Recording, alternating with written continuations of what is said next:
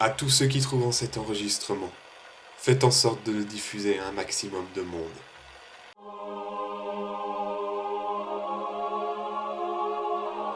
Mon nom est Régulus et je suis l'avatar de la création. Cet enregistrement date du 15 janvier 2032 et est le deuxième que j'envoie à votre civilisation.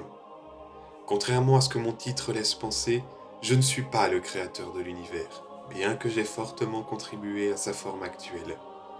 Mais même si je n'étais pas là pour y assister, je connais l'histoire de la Genèse, car il en va de mon statut de posséder ce savoir et de le transmettre à ceux qui ne l'ont pas.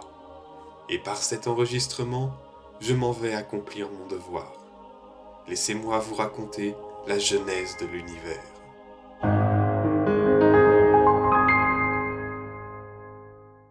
Au commencement de tout, il n'y avait que le néant, un vide infini, sans forme ni contour, sans énergie ni matière, sans espace ni temps. C'est alors que survint un événement que nous surnommons le miracle originel, l'apparition de l'éther, l'essence des âmes, celle qui donne vie à la conscience, aux émotions, à la personnalité et même aux souvenirs et à la mémoire. Immédiatement après leur apparition, les premiers grains d'éther ont fusionné pour créer les trois éléments primordiaux, la lumière, les ténèbres et la passion. Voyez l'âme comme un puzzle dont il faut lier les différentes parties tout en isolant d'autres. C'est l'élément passion qui crée la conscience, la personnalité, les émotions et toutes les composantes de l'âme. La lumière, elle, lie les pièces du puzzle pour en faire un tout. Quant aux ténèbres, elles jouent un rôle bien moins néfaste que vous l'imaginez. En fait, les échoués pensaient que les ténèbres avaient leur rôle à jouer dans la stabilité de l'âme et qu'elles avaient plein de fonctions différentes. Garder un secret, faire des choix, grandir, évoluer. Évidemment, les ténèbres seules ne peuvent accomplir toutes ces tâches. C'est leur symbiose avec la lumière, mais aussi avec la passion, qui permet à l'âme non seulement de naître, mais aussi de se mouvoir. Aussi vite que les premiers grains d'éther se sont rassemblés pour créer les trois éléments primordiaux, ces derniers ont fusionné pour donner naissance aux deux premières âmes de l'univers, celles des Armageddons, Éther et Mana.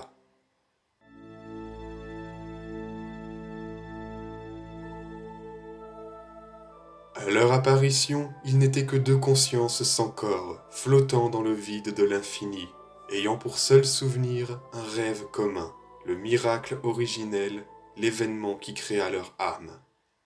C'est un concept compliqué à se représenter, mais j'ai imaginé une reformulation qui parlera peut-être à plus de gens. Vous allez voir, c'est très simple.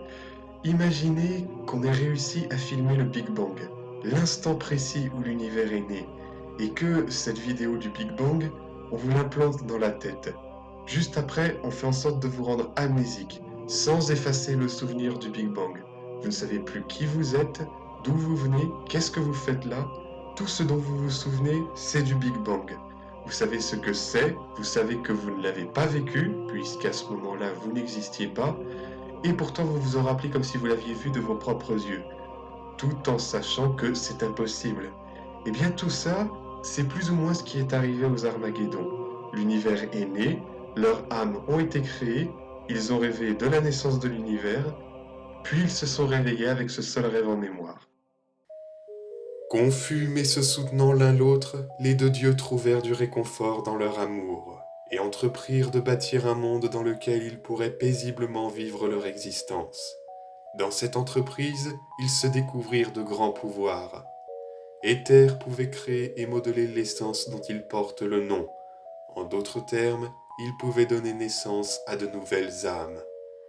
Mana, elle, obtint le contrôle d'une substance d'une toute autre nature, qu'elle créa par sa seule volonté et à laquelle elle donna son nom, la mana, l'essence de l'énergie et de la matière. Avec la maîtrise de ces deux particules et bien d'autres pouvoirs, les Armageddons posèrent les fondations de l'au-delà, le monde harmonieux dans lequel ils rêvaient tant de passer l'éternité. Quand ils sentirent les bases de leur création assez solides, ils décidèrent de renoncer à leur nature divine pour profiter pleinement de la simplicité de l'existence. Et afin que l'univers continue d'évoluer harmonieusement après leur départ, ils séparèrent leur pouvoir en 10 autres, et donnèrent chacun d'entre eux à une âme différente, toutes créées spécialement pour parfaitement correspondre au pouvoir qui leur a été donné. Après le départ des Armageddons, ces 10 âmes furent chargées de veiller sur l'au-delà et devinrent les plus puissantes divinités de l'univers, les incarnations absolues des pouvoirs originaux, ceux que l'on nomme les avatars. Ainsi s'achève le premier chapitre de la Genèse. Cet enregistrement est terminé, mais ce n'est pas le seul. Il y en a d'autres, beaucoup d'autres. Cherchez-les, retrouvez-les, diffusez-les. Les avatars comptent sur vous.